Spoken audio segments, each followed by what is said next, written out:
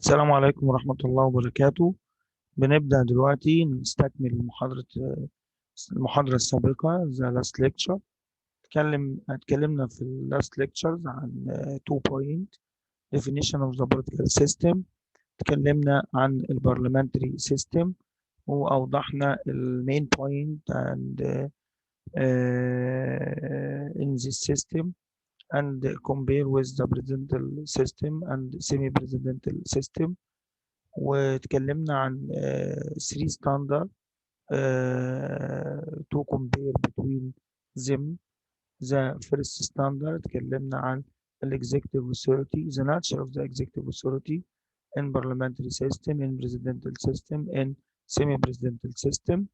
And second, we discuss the relation between executive and legislative authority, the relation between authorities، العلاقة بين السلطات. اتكلمنا what about this relation in parliamentary system, what about this relation in the presidential system, what about this relation in the semi-presidential system with compare بشكل مقارن مع بعض. اتكلمنا كمان على accountable أو المسؤولية political accountable، المسؤولية السياسية اللي بتبقى موجودة في كل نظام من دول. اتكلمنا في البرلمانتري سيستم واتكلمنا في البريزيدنتال سيستم، اتكلمنا كمان في السيمي بريزيدنتال سيستم. This lecture we can study some issue and some point and some questions about this topic parliamentary system and political system. نبص كده مع بعض في main point يعني لازم نركز عليها. كل بوينت من دول ممكن تبقى صح وغلط بعد كده، والمين بوينت دي بتديك يعني السامري او الكونكلوجن بتاع البارلمنتري سيستم، يعني بتديك كونكلوجن للديفينيشن اوف بوليتيكال سيستم، كونكلوجن للبارلمنتري سيستم before that discuss the presidential system and the semi-presidential system. In political science, political system defines the process for making of its government decision. ممكن تبقى صح ممكن تبقى خطأ. تمام. حضرتك لما ترجع للمادة العلمية هتلاقي الحاجات دي موجودة وهتلاقي الانسر بتاعها موجود. دي بوينت ممكن تبقى موضع questions في الاكزام، في الفاينل اكزام اللي بنشتغل عليه. يبقى البوليتيكال ساينس هو in political science the political system defines the process for making institutions or official government decisions. Number one. Second or two, عندنا parliamentary system of government means that the executive branch of government has a direct or indirect support of the parliament. Executive functions are exercised by members of the parliament appointed by the prime minister to the cabinet. يعني عايز اقول لك ان الوظائف التنفيذيه exercised by بتمارس وسط members of the parliament، الاعضاء البرلمان اللي هم بيكونوا appointed by the prime minister to the cabinet، اللي بيختارهم رئيس الوزراء ليشكلوا الحكومه. Prime ministers may be removed. دي very important issue. Prime ministers may be removed from power whenever they lose the confidence of the majority of the ruling party or of the parliament. رئيس الوزراء ممكن يسيب مكانه لو فقد الثقة وفقد الأغلبية of the ruling party في الحزب الحاكم or of the parliament أو في البرلمان. تمام؟ يبقى دي مين بوينت مهمة إن احنا نركز عليه. أيضا the head of the government اللي هو البرايم مينستر is the prime minister، يعني بيوضح لك the head of government is the prime minister not the president، not president، مش رئيس الدولة. هنا عندنا حضرتك مين الهيد للجفرمنت؟ هو البرايم مينستر الموجود عند رئيس الوزراء. Who has the real power؟ هو صاحب السلطة الفعلية. The head of state may be an elected president or another tools or another وفقا according to constitution، حسب الدستور موجود بيقول. يبقى the head of the government is the prime minister who has the real power. خلاص، يبقى ممكن اللي بيمتلك الباور زي ما قلنا في last lectures هو البرايم مينستر، هو رئيس الوزراء اللي موجود عندي. The separation of powers between the executive and the law-making branches اللي هي legislative authority or parliamentary authority or parliamentary branches is not as its a presidential system. يعني هي is not as obvious as it in a presidential system. يعني مش واضحة بنفس النظام الرئاسي اللي موجود. يعني ال separation of the power in parliamentary system not the same idea, not the same issue, not the same branch in the presidential system. في difference between presidential system and the parliamentary system according to the separation of the powers. يجي لك true or false، يقول لك حتى خلينا هنا اهي، يقول لك ان ال separation of powers in parliamentary system the same issue in the presidential system. قول له اسف العباره مش صحيحه لانه في اختلاف بينهم. ايه الاختلاف؟ ان في separation of the power in parliamentary system مش موجوده بشكل كبير عشان في cooperation زي ما قلنا the last lecture، في cooperation and accountable ومسؤوليه. هنا في البريزيدنتال سيستم ما عنديش cooperation، عندي separation واضح. في cooperation بس مش بنفس المعنى، not intervention between authority. parliamentary system في intervention، في تداخل between executive and legislative authority. عشان ممكن الممبرز الموجودين في الجفرمنت هم the same member في البرلمان نفسه.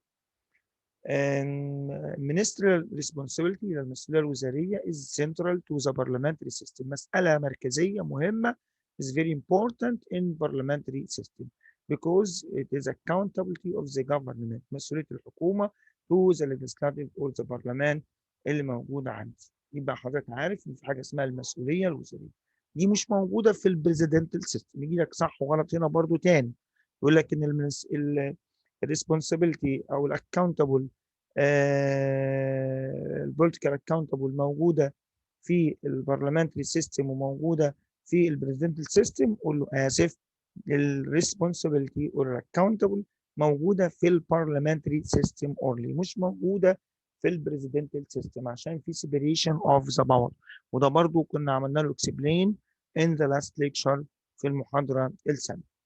Ministers have both a collective and individual responsibility to the parliament. في مسؤولية جماعية وفردية، ودي برضو احنا عملنا لها explain في last lectures السابقة. تمام، بس دي عبارة صحيحة. أي وزير معرض للمسؤولية الكولكتيف ومعرض لمسؤولية individual كمان موجودة عندنا. ايضا حضراتكم الكولكتيف responsibility means the government is collectively accountable to parliament for its actions. شوف خلي بالك collective responsibility means the government is collectively accountable to parliament for its actions, decision and policies. يبقى كل اللي بتعمله الجفرمنت سواء كان actions او or decisions or policies كله معرض للكولكتيف responsibility او الاكونتبل with برلمان مع البرلمان. عشان كده قال لك الكولكتيف responsibility means the government is collectively accountable to parliament for its actions and decision and policies الموجوده. المينستر اي وزير is able to express their views and disagree, but once a decision has been made by the cabinet it is binding on all members of the government. اي وزير من حقه عنده الability to express their views, their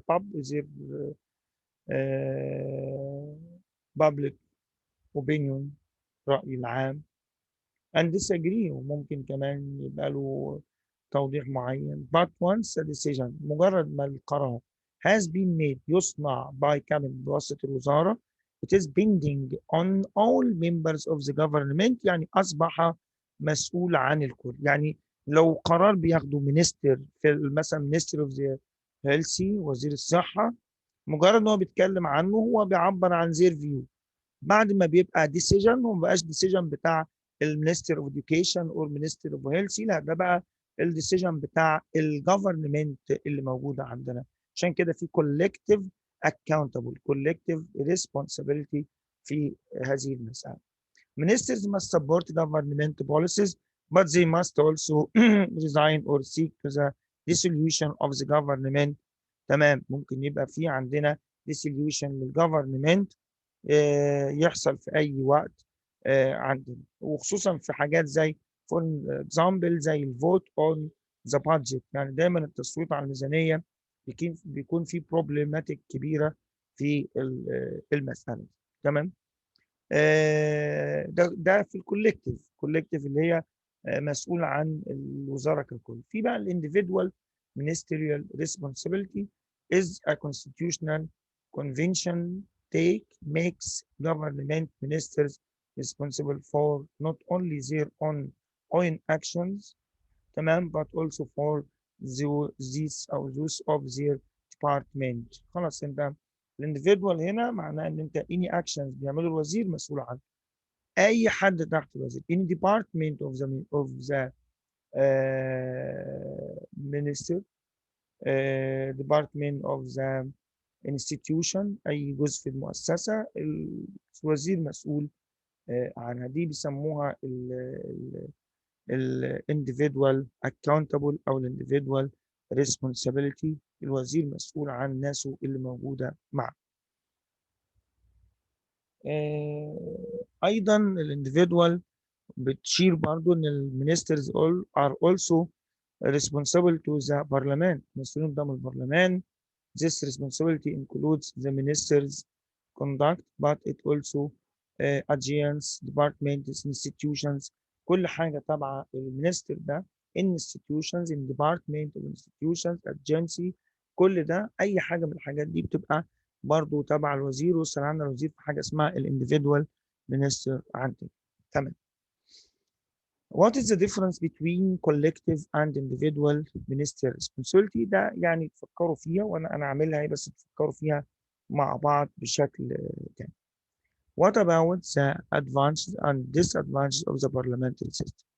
لازم نتفق على حاجة مهمة. There is no any بنسموه model of political system. ما عنديش موديل لبوليتيكال سيستم. ما ينفعش اقول لك ان البرلمانتري سيستم is very important more presidential system. ما ينفعش اقول لك ان البريزيدنتال سيستم افضل من البرلمانتري سيستم. ليه؟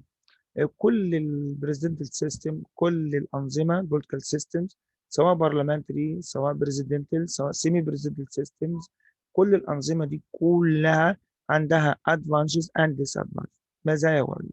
تمام.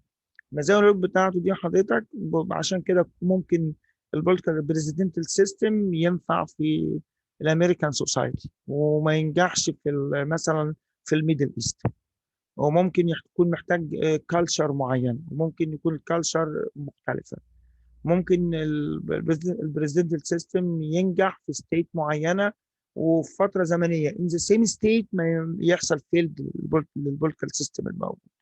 عشان كده اي نظام الابلايد of any political system from this political system depend on the culture and society of the state، مرتبط بالثقافة والمجتمع اللي موجودين في الدولة ده. عشان كده كل political system من دول عنده advantages and disadvantages، مزايا، عنده positive issue وعنده negative issue. فلما نتكلم على البرلمانتري سيستم في حاجات قوة عندنا. البوزيتيف باور للبرلمانتري سيستم ايه؟ انه some believe that it's either to pass legislation within a parliamentary system. pass legislation اللي هو التشريع، pass جاي من legislative authority legislation with parliamentary system، وساعات بتتنطق بشكل تاني. لكن انا عايز اقول لك ان لما في الحاله اللي زي parliamentary system سهل جدا ان احنا نعمل تشريع ماشي within parliamentary system. طبعا انتوا عارفين ليه؟ لانه زي ما قلنا في اول last lectures انه الجفرمنت depend on the support of members of parliament. يعني الحكومه معتمده على اعضاء البرلمان. ليه؟ لان الجفرمنت والبرايم مينستر هم جايين من الايه؟ من البوليتيكال بارتي which achievement of majority in the parliament، اللي مع الاغلبيه في البرلمان. فعشان كده دايما الجفرمنت عندها سبورت من البرلمان اللي موجود عندنا. كمان بالاضافه ان احنا نقدر نعمل تشريع بسهوله، ما فيش صدام، هو الجفرنمنت جايه من نفس الحزب اللي بيشرع، فعشان كده نقدر نعمل legislation بشكل كويس. In addition to quicker legislative action، كمان نقدر نعمل يعني إذا كنت في الأولى بنعمل تشريع بيسر وسهولة، في الثانية بنعمله بشكل سريع كمان عندنا.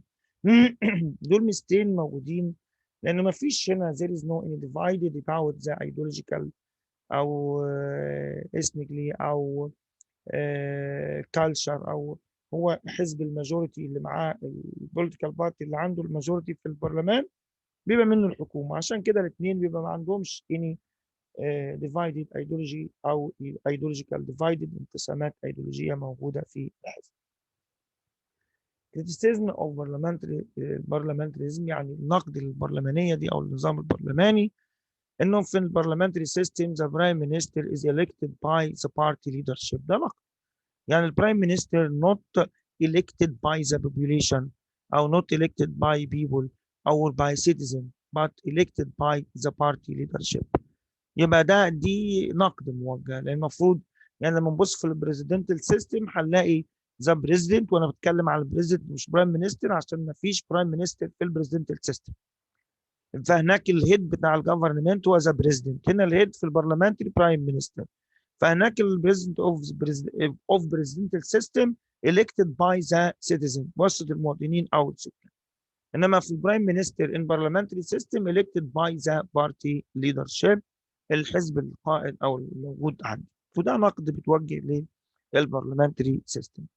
Another major criticism comes from the relationship between the executive and the legislative branches because there is a lack of separation of power. في عجز في الفصل بين السلطات. lack of a separation of power.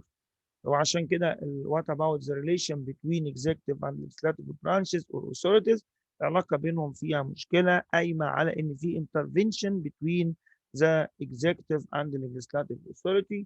عشان كده في زي ما قال لك ده انتقاد بيتوجه في ليك أو في بيسميه there is a lack of separation of power in parliamentary system. عشان كده يعني دي حاجات صح ممكن تصح وغلط، دي تتعكس، نقول لك in parliamentary system the prime minister is elected by the citizen or population. خطأ. عارفين البرايم مينستر هو الهيد of the political parties which can achievement of the majority in the parliament. تمام كده، يبقى تقريبا احنا برضو يعني انهينا بقى البرلمانتري سيستم نهائي وفينش، يعني قدرنا نعمل نهايه نهينا الجزء ده، وان شاء الله المحاضره الجايه هنكمل بريزيدنتال سيستم and semi presidential system استكمالا. احنا خدنا last lectures خدنا two standard in presidential system and semi presidential system، لان احنا خدنا قلنا هنشتغل standards معينه في ال 3 types of political system، واشتغلنا الحاجات دي في 3 معايير. خدنا الاكزيكتيف الناتشر اوف ذا اكزيكتيف authority اللي هي البايو واليوني والبايو، ده last lecture. وخدنا كمان relation between executive and legislative or relation between branches or authorities اتكلمنا عليها. خدنا كمان ال accountable in parliamentary system and presidential system and semi presidential system. The future lecture we will study the presidential system and the semi presidential system. السلام عليكم ورحمة الله وبركاته.